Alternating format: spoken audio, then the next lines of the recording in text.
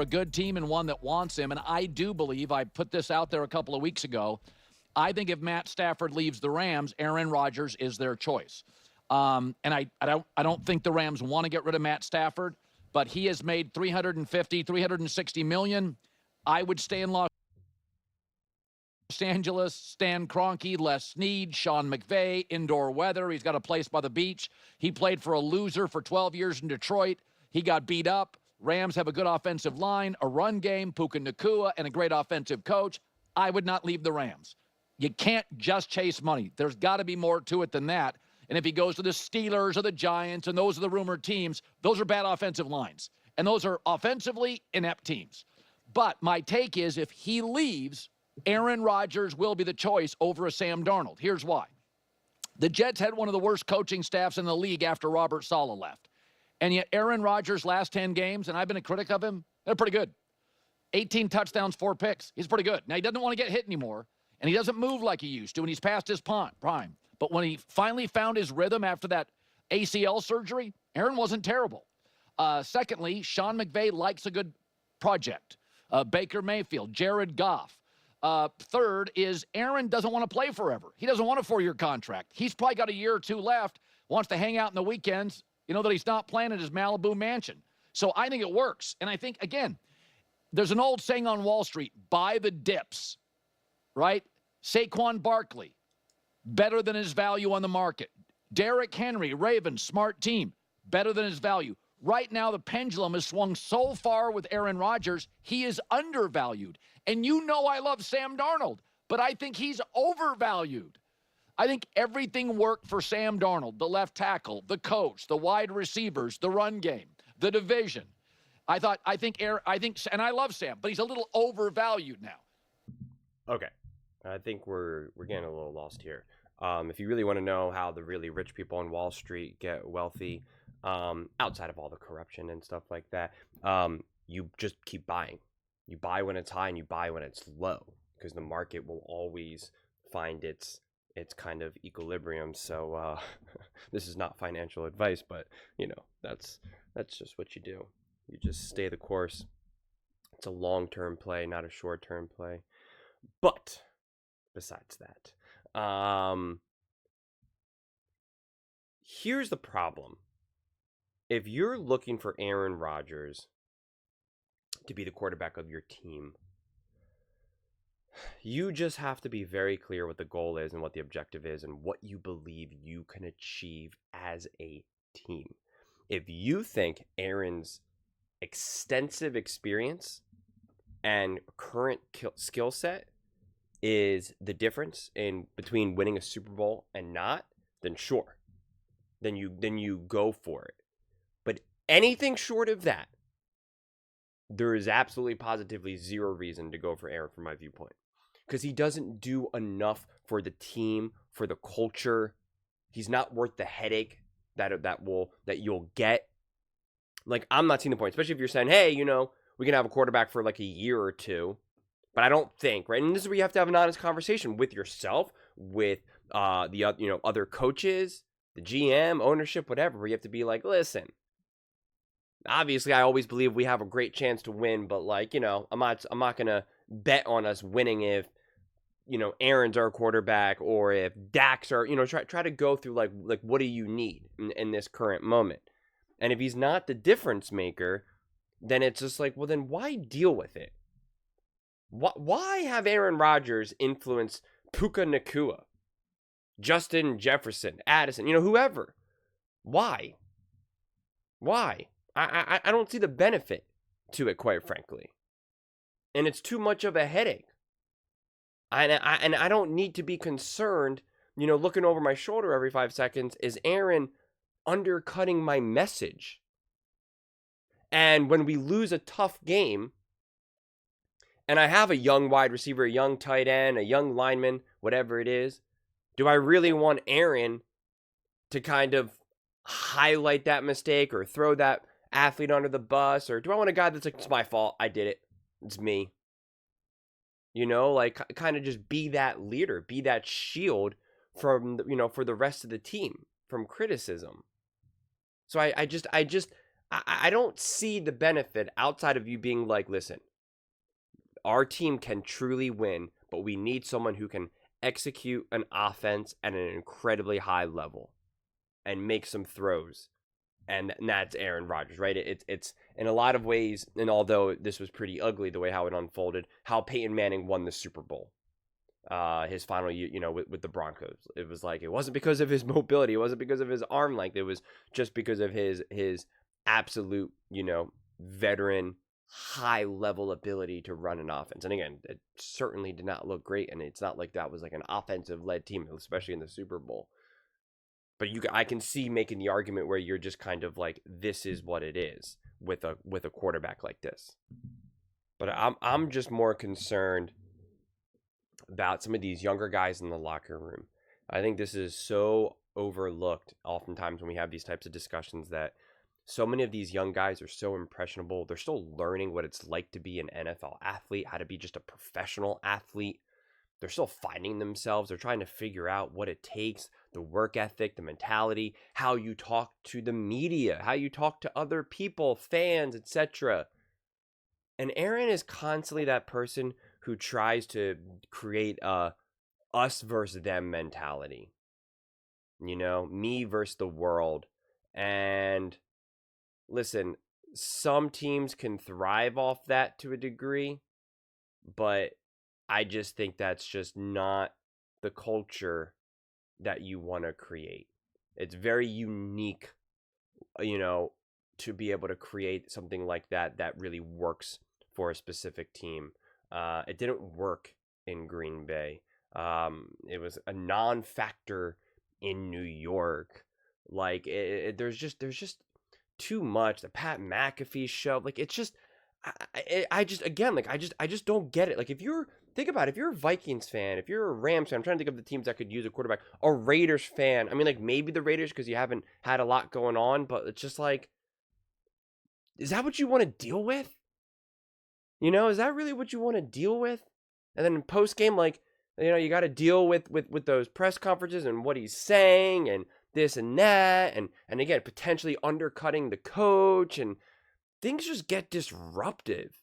And like I said, if you have a true chance, if Kevin O'Connell or Sean McVay, if they're like, guys, we absolutely could win if we had, and like we can win with Aaron Rodgers, we will legitimately be contenders, then sure, then I am all for it. Then you take that punch and say, hey, sometimes you just gotta do what you gotta do. And I get it. And I'll defend it too. I'll absolutely 1000% defend it. But if you don't believe that, then I just don't see what the benefit is for a 1 to 2 year rental for an Aaron Rodgers. Like even the idea, I mean, like I don't even know at this point.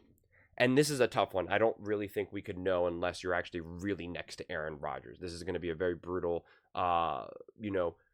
prediction if you're outside looking in terms of like, let's say you sign Aaron Rodgers, but now you're going to draft your quarterback, right? And you're going to have him sit behind him for the year and learn from him. I don't know if there's anything to learn from Aaron. I don't know what Aaron is actually willing to teach or what you really learn from Aaron up close and personal. It's just not clear to me. I feel like you could learn more sitting behind Kirk Cousins, quite frankly, Sam Darnold, like JJ McCarthy, etc. I'm just not so sure. And like I said, I would be really concerned if any of those little things that when Aaron says, hey, you know what, dude, when coach says this, like this is what a lot of coaches say. You don't really need to do it. Like any of the corner cutting, whatever it is, the little things when he talks about the media, the little seeds that he can plant with like a young 22-year-old, 21-year-old. It's like, I don't want that. I want nothing to do with that. I've been around players like that when I was younger. And yeah, you soak it up like a sponge. And you mimic what they say and you embody some of their lessons. And a lot of times it's the wrong lessons. Occasionally it could be the right lessons, but unfortunately most often not. Teams are very much like high school, where it's very much like you got the cool kids, you kind of got like, the not so cool kids. Like teams can have their own cliques and their own energies. You got people who they're always, the butt end of a joke, the one who like no one makes fun of because they're the god. Like, it's very much like that. And so you got to be careful who you let into your locker room. And you got to understand, like, what else is this guy doing beyond just on the field? Like I said, if you have a real chance to win the Super Bowl, then yep, whatever. You fight through it. And any of the issues that you're afraid that Aaron will bring, you just mitigate, you manage. And if he does plant any of those random seeds, you do everything you can to root them out. But I don't know. I'm trying to think of other teams, and it's just like, I don't know. Does Aaron make the Rams Super Bowl contenders? If he did, then so does Matthew Stafford. And if you are legitimate a Super Bowl contender, well, then find a way to make things work with Matthew Stafford. And I'm not seeing how a young Sam Darnold, if you're the Minnesota Vikings, like, I'm failing to see how Aaron Rodgers is the difference between the Vikings winning a Super Bowl and not. In compared to like Aaron, or compared to like a Sam Darnold. And you're certainly not going to be like, well, JJ McCarthy, well, it'd be great for him to learn behind Aaron. I don't know if that's true. No, I think JJ McCarthy's he got to learn from Sam, and now also you want him to listen to Kevin O'Connell. That's the relationship that you want to really develop deeply, not Aaron Rodgers. And I don't think Aaron Rodgers fits the culture of the Minnesota Vikings. And then that leans to the Raiders. Then it's just like, well, the Raiders need to figure out what their long-term plan is, not their short-term plan. So I don't know what the Raiders would do just to get an Aaron Rodgers for a year or two. And then it's like, and then the Giants, what the heck are the Giants going to do with Aaron? Like, I don't know what team, like, what you're going to do with Aaron Rodgers. I'm struggling to find it. And maybe it exists. Maybe just in this moment, I can't, clarify. Honestly, what I would have to do is probably just see a list of all the teams to really kind of go down the list and be like, all right, I can see this making sense. But like I said in one of my earlier Aaron Rodgers clips, for me, it's very much like I'd have to have a real conversation. If they want you and if they got a good team, what he's looking for in a new team. Right. And it's like, so what are you looking to achieve? What are you trying to do? How are you in practices? What are you saying post game? Can you fall in line? Like what are you looking to accomplish? I mean, even with New York when he did the thing, and I'm not going to do the gesture here, and I'm not even like opposed to it, but like you can see it because it was the only time that he came out in New York when it was on like 9/11 and stuff, and he had some sort of I don't even know who it was with one of the players, and they had a handshake, and then he did some sort of gesture that, again, it's not the worst thing, but it was just kind of one of those things where it was just like, I don't need that, like, because that's become his like identity. It's become his identity to be that guy, to be that counterculture. I'm counterculture, and it's like, cool, bro. Football's like the opposite of counterculture. Football is all about, like, let's build this family, let's be connected, let's be united, like, it's really kind of the opposite of that counterculture. At most, you have kind of a counterculture with, like, the doubters and the haters and some of the media, but again, that really works for, like, the Eagles. That doesn't work for the Chiefs, for the Ravens, the Bills. They're not like, everyone doubts us, the media is so hard, and like that doesn't work. And that works for the Eagles because that's like Philadelphia. That's like kind of part of their media is really intense. Like, it's different. That's not the Los Angeles Rams, the Los Angeles Chargers. Like, everyone doubts us. You're like, dude, no one's even really talking about you. Colin does one Rams video once every like 2 weeks, and that's only because he loves Sean McVay and Matthew Stafford. So it's like, no. People have been ripping Jalen Hurts and Sirianni and A.J. Brown. So yeah, that makes sense.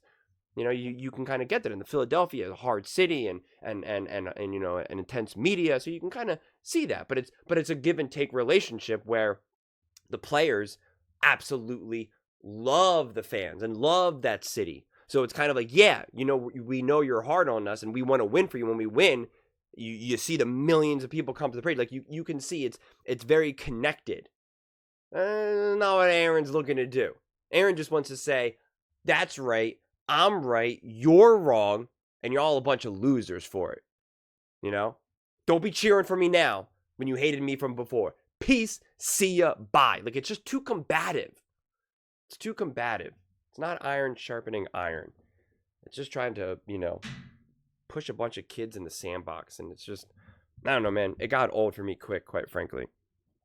And I just wouldn't want to deal with that for an entire season, especially if I'm I'm just trying. It's like I can't understand what team at this point, unless you really believe you can win and you talk to him and you feel like he can change his mentality. And it's hard to imagine that Aaron Rodgers, after all these years, is suddenly, not going to be snarky, not going to be standoffish, not going to be a little toxic in the locker room. I don't know. I don't see it. But those are just my thoughts. I'd absolutely love to hear yours. What do you guys all think about Aaron Rodgers? Should any team take a risk on Aaron? Let me know in the comments below. I read every single comment, so whether you agree with me or disagree with me, either way, let's get in some discussions. Let's get in some fights. But ultimately, let's just have some fun. And please do consider subscribing. We're building an amazing community here. I absolutely love to see you part of it. I want to build something that we all genuinely feel connected to. Something that we're really excited to be part of. I think we're well on our way to doing it. Please don't forget to give this video a thumbs up, as it really does help with the visibility and the algorithm. Thank you so much. See you next time.